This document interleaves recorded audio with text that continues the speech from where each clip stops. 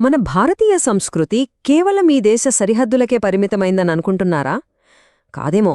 వేల మైళ్ల దూరంలో మంచుతో కప్పబడిన యూరప్ ఖండంలో కూడా మన వేదాల అడుగుజాడలు వినిపిస్తున్నాయంటే నమ్ముతారా? ఈరోజు మనమొక అద్భుతమైన ప్రయాణం చేయబోతున్నాం. ప్రాచీన స్లావిక్ తెగళ్ల నమ్మకాలకు మన హిందూ ధర్మానికి మధ్యున్న ఆశ్చర్యపరిచే పోలికలను విశ్లేషించబోతున్నాం. సరే, మన అన్వేషణ ఇక్కడ్నుంచే మొదలవుతుంది. అసలు ప్రశ్న ఇదే: తూర్పు ఐరోపాలోని పురాతన తెగలకు, వేల మైళ్ల దూరంలో ఉన్న మన వైదిక సంప్రదాయాలకు మధ్య ఉన్న కనెక్షనేంటి? ఇది ఏదో చిన్న విషయం కాదు, ఒక చారిత్రక రహస్యం. పదండి, ఒక్కొక్క పొరను విప్పుతూ ఈ మిస్టరీని ఛేదిద్దాం. ఇంత పెద్ద రహస్యాన్ని ఛేదించాలంటే ఎక్కడినుంచి మొదలుపెట్టాలి? చాలా సింపుల్, భాష నుంచే.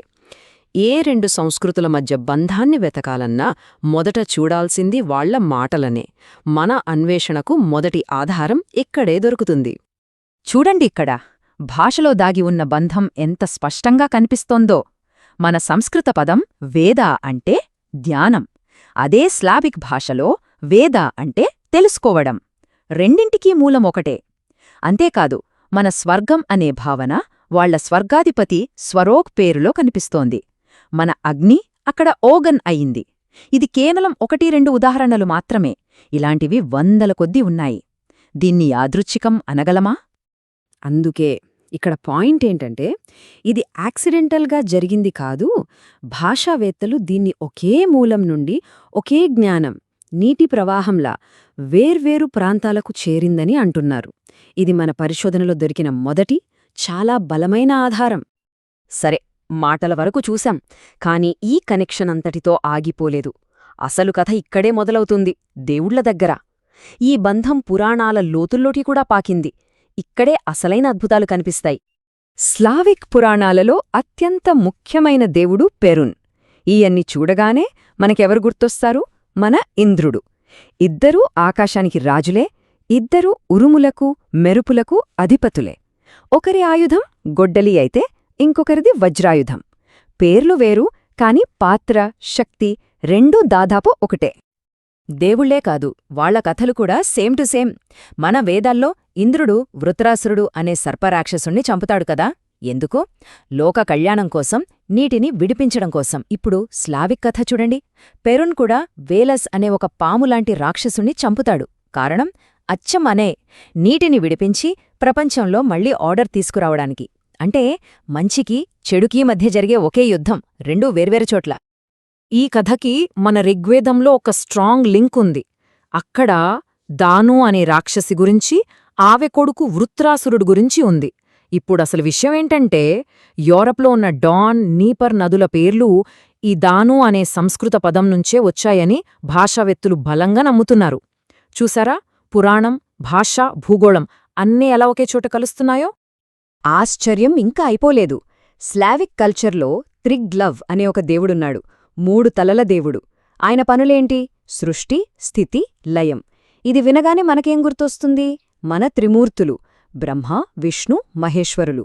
ఒకే కాన్సెప్ట్, ఒకే ఫిలాసఫీ, 2 వేర్వేరు సంస్కృతుల్లో. భాష చూసాం, దేవుళ్లని చూసాం. ఇప్పుడు ఇంకాస్త లోతుకు వెళ్దాం. అసలు వాళ్ళు ఈ విశ్వాన్ని ఎలా చూశారు? మన పూర్వీకులెలా చూశారు? ఇక్కడ కూడా కనెక్షన్ ఉందా? తప్పకుండా ఉంది. చూద్దాం. స్లావిక్ నమ్మకాల ప్రకారం ఈ మొత్తం యూనివర్స్ ఒక పెద్ద ఓక్ చెట్టు లాంటిది. దాని కొమ్మలు ఆకాశంలోకి, అంటే పెరున్ ఉండే స్వర్గంలోకి వెళ్తాయి. చెట్టు కాండం మనం బ్రతుకే ఈ భూమి. మరి వేర్లు, అవి పాతాళంలోకి, వేలసనే సర్పదేవుడి రాజ్యంలోకి వెళ్తాయి. అంటే భూమి, ఆకాశం, పాతాళం మూడింటినీ కలిపేది ఈ చెట్టే. ఇప్పుడు వినండి, మన భగవద్గీతలో కృష్ణుడు ఏమంటాడో. 15వ అధ్యాయంలో ఈ సంసారాన్ని ఒక అశ్వత్థ వృక్షంతో పోలుస్తాడు. దాని వేర్లు పైన, కొమ్మలు కిందకు ఉంటాయంటాడు. అంటే కనిపించే ఈ ప్రపంచానికి ఆధారం కనిపించని ఒకే ఒక ఆధ్యాత్మిక మూలం అని అర్థం. ఒకే సింబల్, ఒకే మీనింగ్, వేల మైళ్ల దూరంలో. ఇవన్నీ కేవలం కథలు, పుస్తకాల్లోని విషయాలు మాత్రమే కాదు. ఇవి వాళ్ల జీవితంలో, వాళ్ల ఆచారాల్లో భాగమయ్యాయి. మన జీవితంలో భాగమైనట్లే. ఇప్పుడా కనెక్షన్స్ చూద్దాం.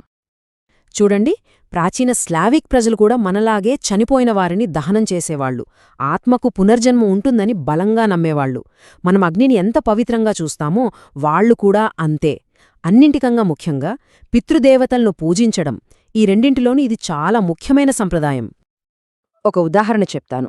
స్లావిక్ ప్రజలు జియాడీ అనే పండగ చేసుకుంటారు. జియాడీ అంటే తాతలు, పూర్వీకులు అని అర్థం. ఆ రోజు వాళ్ల ఆత్మలను ఇంటికి పిలిచి భోజనం పెడతారు. ఇది అచ్చం మన పితృపక్షంలాగే ఉంది కదా. మనం కూడా ఆ 16 రోజులు మన పితృదేవతలను తలుచుకొని తర్పణాలు వదులుతాం. ఎంత అద్భుతమైన పోలిక! ఓకే, భాష, దేవుళ్ళు, విశ్వం గురించిన ఆలోచనలు, ఆచారాలు, ఇన్ని పోలికలున్నాయంటే మనసులో ఒకే ప్రశ్న మెదులుతుంది. వీటన్నింటికీ మూలం ఒక్కటేనా? ఈ దారులన్నీ ఒకేచోటికి దారితీస్తున్నాయా? చివరిగా ఆ థియరీ ఏంటో చూద్దాం. ఈ మొత్తం రహస్యానికి సమాధానం మన పురాణాల్లోనే దాగి ఉందేమో. మహాభారతం, ఐతరేయ బ్రాహ్మణం లాంటి మన ప్రాచీన గ్రంథాలు ఉత్తరకురు అనే ప్రదేశం గురించి చెప్తున్నాయి. హిమాలయాలకు అవతల చాలా ఉత్తరాన ఉన్న ప్రదేశమది. దాన్ని శ్వేతద్వీపం అంటే తెల్లని దీవి అని కూడా పిలిచేవాళ్లు.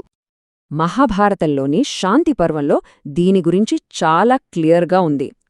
పాల సముద్రానికి ఉత్తరాన తెల్లగా, కాంతివంతంగా మెరిసిపోయే ఒక భూమి ఉందని, అక్కడ ఉండే ప్రజలు తెల్లగా ఉండి నారాయణుణ్ణి పూజిస్తారని ఉంది.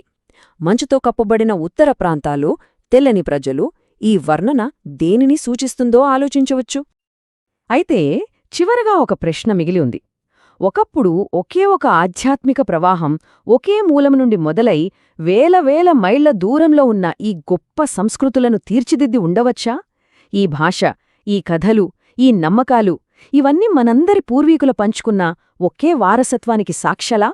ఆలోచించాల్సిన విషయం కదా.